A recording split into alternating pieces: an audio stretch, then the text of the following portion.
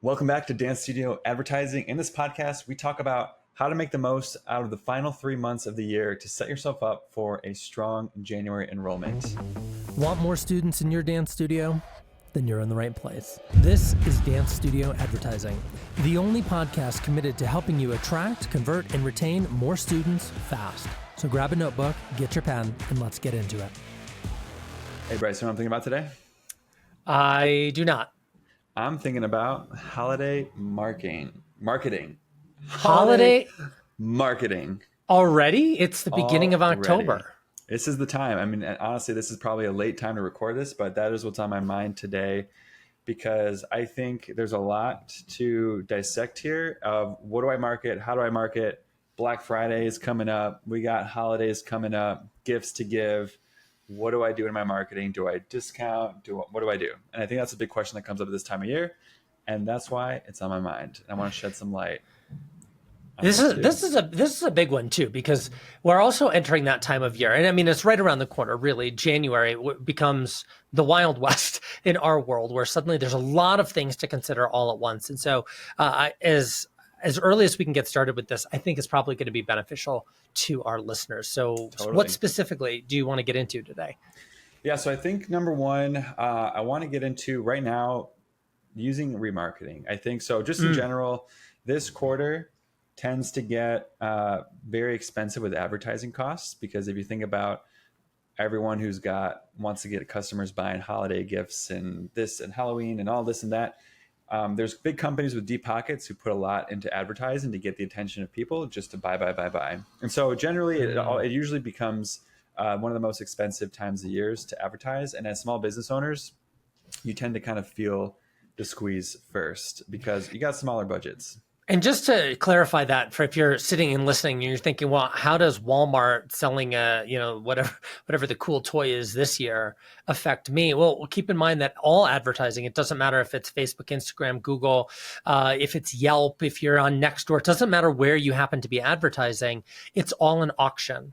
And it goes to the person that is willing to pay the most. So when Walmart shows up and they say, hey, listen, I'm willing to spend $10,000 a day on ads in this region for this thing, and you're saying I'm going to spend $10 a day, well, guess which placements end up getting put ahead of yours? Anybody who's willing to spend more. And so that's why it is important to recognize as we come into Q4, that last quarter of the year, retailers are doing their darndest to get people in that buying frenzy, whip us up into it between really the middle of October and January, when things start to kind of calm down again. But it really does impact you. And like when Amazon starts running ads, I've been seeing ads for Apple recently. It's just like everybody is pushing. All the big players are out in force. It impacts how much you're going to spend per view, per click, per lead. Yeah, it does. It does. And you said it best. Everyone's auctioning and trying to compete for the same attention that is your customers too. And so there's something to keep in mind. And so one of the first questions comes up is like, do we change our advertising budgets? I think not. It's really more about what you advertise and what's right or wrong to advertise during this time of year. So I don't think you should rush in and also have a Black Friday deal that you should advertise because again, you're competing with like big budgets and people with deep pockets. But this is where, in my opinion, advertising, I don't think needs to be turned off because you still are getting attention and it is going to cost a little bit more. But that just means you got to put more time and attention into the leads that do come in. When it's volume, you can kind of afford to skim through and only focus on those parents that are most engaged. But when there's less coming in, you do need to put in a little bit more time and love into them, just knowing that their attention is getting kind of pulled into many different directions. We have clients where they still experience high cost per leads, but because they take their time and they're more personable, it's an opportunity because you can be way more personable with 10 parents versus 50 parents. Like it is almost, think of it as an opportunity to like, hey, I get to provide a more personalized communication approach to this parent and make them feel like I care about you, rather than I got 50, I only got time to talk with 20 of them effectively, and the other 30 kind of get half of my attention. And so that doesn't feel good to a consumer either. So that's why you may be able to see this as an opportunity where less volume doesn't mean less results. Well, that's a powerful statement. Less volume doesn't equal less results. Yeah, I mean, that's certainly true. We find in our business at Dance Motion Marketing that when we spend the time, slow down, spend the time with individuals, not leads, people on the other end of a need. They either need marketing services, or they need a growth partner, or they need whatever. Suddenly those relationships tend to work better than when it's just somebody who tries to like sign up through the website or whatever. It doesn't have the same um, sticking power, like Yeah. relational connectivity. So for sure, that makes all the sense. Yeah. So how does all this, so like fantastic. We know that things are going to cool off. We know that other advertisers are in the market. We know that your ad budget is not going to go as far as it will in say July. How does that impact holiday offers? Yeah, great question. So, coming up here, October, November, December, there's a lot of opportunities for remarketing as well. You want to think about other channels of email and texting. And so, really great strategies that you can do as a studio is invite your database of leads and contacts in for a trunk or treat event or a trial week during costume week in October. These are really creative ways where you can reach back out to your database of contacts, leads you've already paid for, people who've already signed up for something in the past, and invite them in a brand new way that feels fun and festive. So that's one option there. Number two, Black Friday. Don't worry about advertising a specific Black Friday deal, but you can still offer something to, again, your customers and leads. And so here you can take a look down the road. Don't discount your services today, but what can you do to set yourself up for success in the winter or the next summer? So hint, hint, if you've got your summer programs planned, this could be a good time to present something to your audience. Interesting. And so we know that there's an advantage because the truth is you should be thinking about summer in early January anyway. So are you suggesting that for your Black Friday sale or offer or bonus or whatever it is that you're doing to be thinking about summer this far in advance? Think about 2025. Don't think about getting new students in November and December, simply because what we tend to see, parents are interested, but they're finishing soccer, and then it's or holiday, some Thanksgiving, other sport. Then it's here holiday. in the Like, well, States, we're going to be on vacation. And a real big difference between winter break versus summer break is in winter break, parents and workers also tend to get time off, and they want to be with their kids. They're not necessarily looking for a holiday camp to hand off their kid for the day because they're home too, and they probably want to spend that time as a family, as opposed to summer. Camps are a necessity, and because parents are still working and kids are off school. So because tends to be objections and other busy things, like especially if you're running a holiday show, a lot of even our clients are like, well, it's going to get hard to get in a new student this one because this class will be preparing for the Nutcracker. So there's going to be more friction points, and so might as well set up your future for success and look down the road instead of trying to force something that doesn't really quite fit for you or the parent in November, December. That's a really good point. And it's one that we make often in various ways, in various forms, which is figure out what it is that you want, your ideal best case scenario when you're sitting alone on the couch or in your office or whatever. Like just write it down. Like what's your best case scenario? And then build a plan that will help you get there. And I think this is great. There's so many studio owners that we talk to that are just desperate. Like, I need someone in now. I need every dollar that I can acquire today, right this very second. Even if it's not good it's not going to create the best experience for the kid. They're not going to stick around as long. It hurts you in the long term. That desperation, I get it. It's tantalizing, let's say, but it's a bad business strategy. Looking out over the horizon is a good one. And just to put that in perspective, I watched an interview recently with Amazon founder Jeff Bezos, and somebody congratulated him. They had like, I guess, record earnings or whatever, and they congratulated him on a great quarter, and he felt confused. In the interview, he expressed confusion because he didn't remember what had even happened because the decisions that they made that got them to that winning quarter, they made 3 years ago. So he was already moved on. He's 3 years down the line mentally, when the results of the decisions that they made 36 months ago were starting to come into effect. And so Yeah. this idea of looking now, really thinking through, like, okay, great, I'm in October. What do I need to do to have a banger January? And then how can I keep bringing kids in February, March, April, May? And then how do we keep momentum going after the recital? And then feed that right into summer camp, and then roll into fall. And then, I mean, and now we're on the hamster wheel, but we're ahead of it. We're not Yeah. behind. Yeah. Gotta have that long-term view, in my opinion, for marketing, for the business. That's always going to be more beneficial than trying to figure out what am I doing tomorrow or next week. Yeah, that's big. So next, then we kind of talked about Halloween, talked about Black Friday. Now we're into the December month, the holiday month, and this is where a lot of studios are. Well, again, what do I offer? What do I offer? I want to be able to. There's a lot of gift giving happening. What is my gift of dance going to be? So, Bryce, we talked about this earlier, and it was just the concept of like, do I discount or not? What would you say to that? Yeah, well, I think that a lot of studio owners are in the habit of discounting their services, right, and making them cheaper to try to get people in. I will caution you against that. That we've found again and again that the cheaper customers usually are the worst customers. So take that with a grain of salt.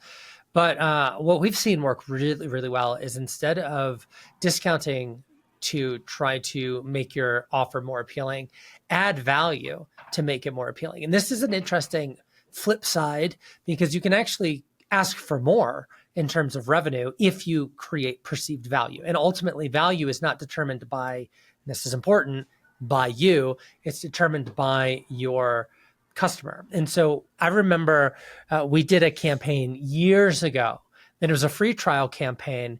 And the studio owner said, hey, can we advertise that when they come in for this free trial, or maybe it was a paid trial, I don't even remember now.